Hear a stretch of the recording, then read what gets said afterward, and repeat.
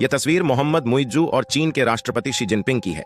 और इस तस्वीर में आप देखें तो चीन के राष्ट्रपति मोहम्मद मुइज्जू का उस तरह से स्वागत कर रहे हैं जैसे कि अमेरिका के राष्ट्रपति आए हों। लेकिन मालदीव के राष्ट्रपति को इस बात का अंदाजा नहीं है कि यह सब बस उनके लिए दिखावा है, और चीन ऐसा इसलिए कर रहा है क्योंकि मालदीव भारत का पड़ोसी होते हुए भी चीन के पास गया है। और जाहिर सी बात है कि जब मालदीव जैसा पड़ोसी देश भारत को छोड़कर गया है तो स्वागत तो होना ही था। लेकिन इसकी जो रियलिटी है वह अभी मालदीव के राष्ट्रपति को नहीं पता है। आपको बता दें कि साल 2050 तक लगभग 85% मालदीव खत्म हो जाएगा और केवल 15% मालदीव के आइलैंड बचने वाले हैं। द इकोनॉमिक टाइम्स की एक रिपोर्ट के मुताबिक मालदीव अभी चीन से 1.4 बिलियन यूएस डॉलर का कर्जदार है। लेकिन इसके बावजूद भी मालदीव चीन से एफटीए साइन करने की बात कर रहा है, और देखा जाए तो इसमें मालदीव का नहीं बल्कि चीन का ही फायदा होने वाला है। कुल मिलाकर मालदीव को हड़पने का इंतजाम चीन ने करना शुरू कर दिया है, और इस एफटीए के बाद भी मालदीव और ज्यादा कर्जदार होता चला जाएगा। इसके बाद मालदीव का जो हिस्सा बचा होगा चीन उसको कब्जे में ले लेगा। भारत और मालदीव के इस विवाद में कुछ नई अपडेट आई है जिसे इस वीडियो में हम आपको बताने वाले हैं।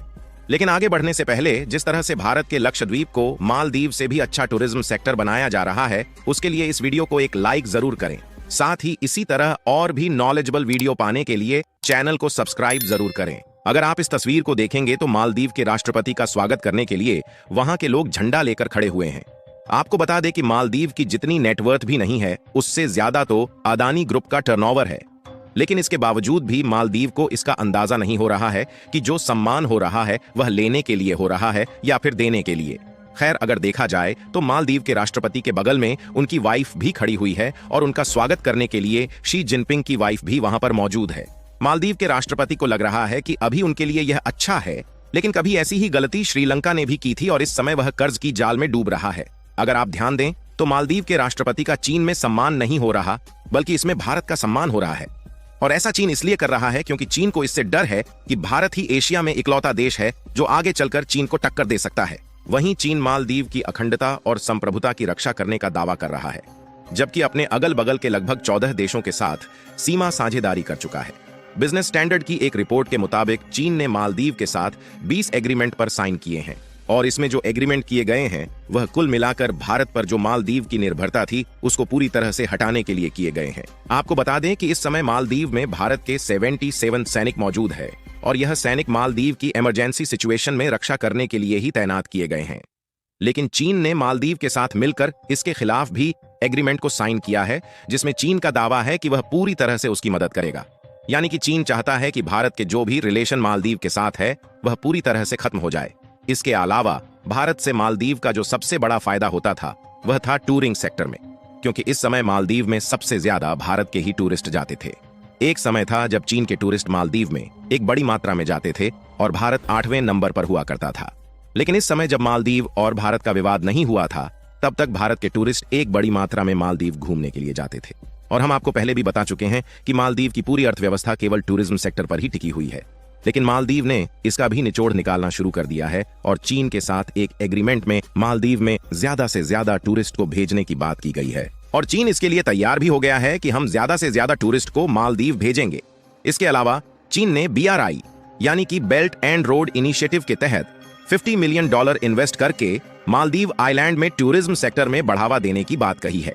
यानी भारत ने जो कदम मालदीव के खिलाफ उठाए हैं वह बिल्कुल सही है, क्योंकि मालदीव के राष्ट्रपति वैसे भी चीन से हाथ मिलाने का विचार पहले भी बना चुके थे।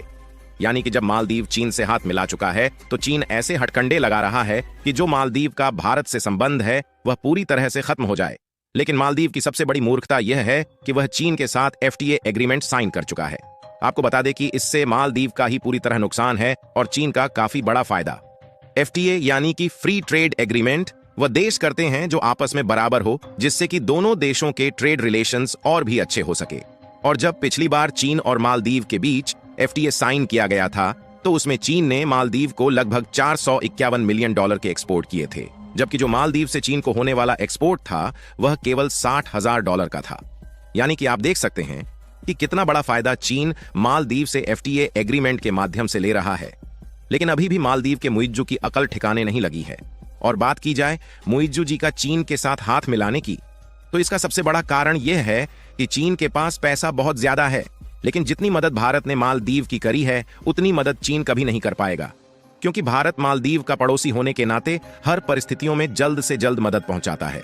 और भारत के लोगों ने जिस तेजी के साथ मालदीव का विरोध किया है, उससे तो जाहिर है कि भारत अब किसी भी परिस्थिति में मालदीव का साथ नहीं देने वाला। और भारत ने अपने लक्षद्वीप को ही मालदीव से भी अच्छा टूरिज्म सेक्टर बनाने की प्रक्रिया को शुरू कर दिया है, जिसमें भारत की बड़ी बड़ी कंपनियां निवेश कर रही हैं। लक्षद्वीप में इस समय 5G नेटवर्क भी उपलब्ध हो चुका है और रतन टाटा ने ताज होटल बनाने का भी अनाउंसमेंट कर दिया है। लेकिन लक्षद्वीप में केवल एक दिक्कत आ रही थी और वह थी पीने का पानी। लेकिन जिस तरह मालदीव के मंत्रियों ने इजरायल के साथ भारत को कठपुतली बताया है, उससे इजरायल भी भारत का समर्थन करने के लिए उतर आया है और इजरायल लक्षद्वीप में पानी को फिल्टर करने के लिए पूरा इंफ्रास्ट्रक्चर तैयार करने के लिए शुरू हो चुका है। हालांकि इसे 2024 के अंत तक किया जाना था, लेकिन मालदीव और भारत के इस विवाद की वजह से इस पर इजरायल ने काम शुरू कर दिया है और भारत का लक्षद्वीप मालदीव को एक कड़ी टक्कर देने वाला है। और मालदीव में चीन के $50 मिलियन टूरिस्ट सेक्टर में इन्वेस्ट करने से उसका हाल भी श्रीलंका और नेपाल जैसा होने वाला है, क्योंकि मालदीव की हालत जिस तरह से है वह किसी भी कीमत में चीन का कर्ज चुका नहीं पाएगा। और श्रीलंका ने जिस तरह से हम्बनटोटा एयरपोर्ट चीन को पकड़ा दिया था, उसी तरह इनका भी हाल होने वाला है। और इसी गलती की वजह से नेपाल पोखरा एयरपोर्ट चीन को देने के कगार पर पहुंच चुका है। और अगर आप इसका सबसे बड़ा एग्जाम्पल लें तो पाकिस्तान है, जिसके हाथ में इस समय कटोरा के अलावा कुछ भी नहीं बचा है। लेकिन हैरान करने वाली बात यह है कि इन सबको देखते हुए भी मालदीव के राष्ट्रपति की अक्ल ठिकाने नहीं लग रही है। अगर चीन मालदीव का साथ दे रहा है तो इससे भारत का कोई भी नुकसान नहीं है, बल्कि इससे फायदा ही होने वाला है।